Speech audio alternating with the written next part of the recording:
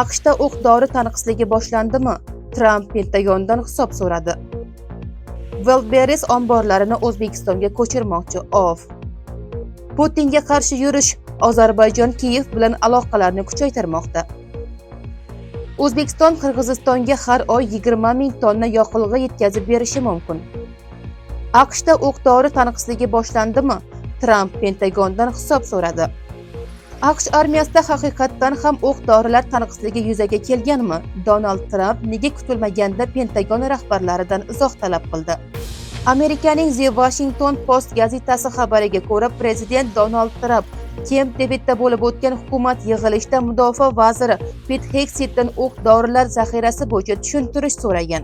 Nashr manbalarining aytishicha, Tramp nega bu muammo haqida avvalroq xabardor qilinmaganligini so'ragan.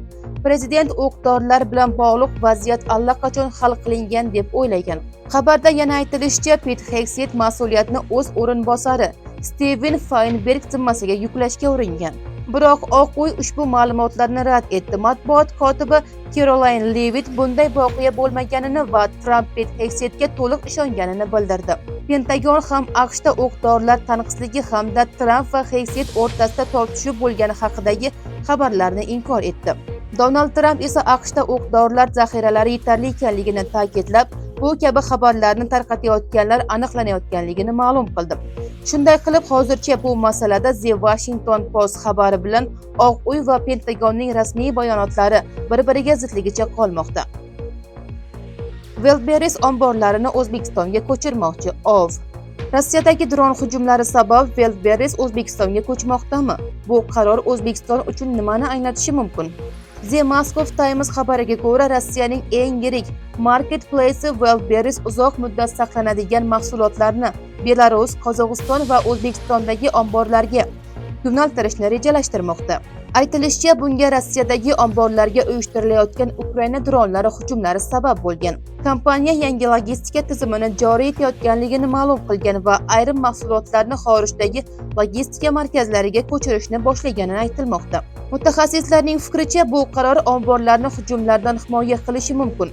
Biroq tadbirkorlar yetkazib berish muddati uzayishi, logistika xarajatlari oshishi hamda bojxona bilan bog'liq muammolar yuzaga kelishidan xavotir bildirmoqda.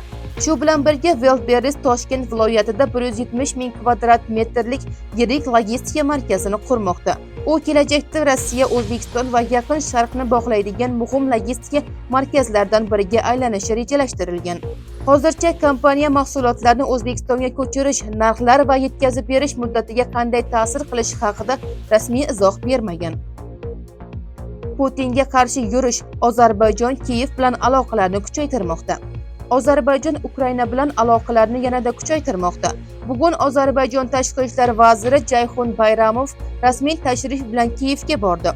Xo'sh, bu tashrif ortida qanday maqsad turibdi? Bayramovni Ukraina tashqi ishlar vaziri Andrey Sebiga kutib oldi. Tashrif davomida tomonlar siyosiy, iqtisodiy, energetika va xavfsizlik masalalarini muhokama qildi.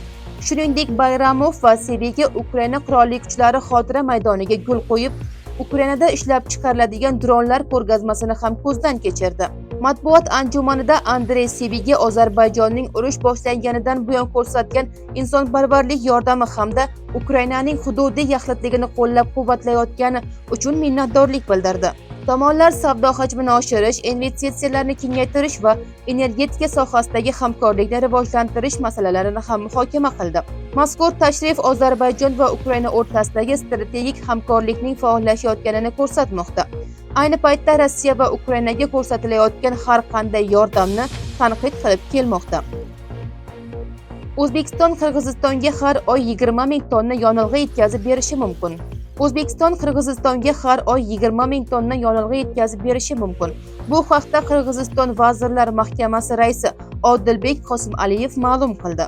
Uning aytishicha, bu masala O'zbekiston bosh vaziri Abdulla Aripov bilan o'tkazilgan muzokaralarda muhokama qilingan. Qosimaliyevga ko'ra, O'zbekistonda har oy 20 ming tonnagacha yonilg'i yetkazib berish imkoniyati mavjud. Rasmiy ma'lumotlarga ko'ra, Qirg'izistonda iste'mol qilinadigan yonilg'ining 90% dan ortig'i import qilinadi.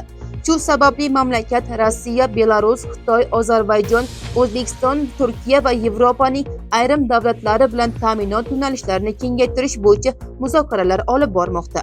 Qosim Aliyevning ta'kidlashicha, Belarusdan yonilg'i yetkazib berish davom etmoqda. Xitoydan esa ilk partiya allaqachon yetib kelgan.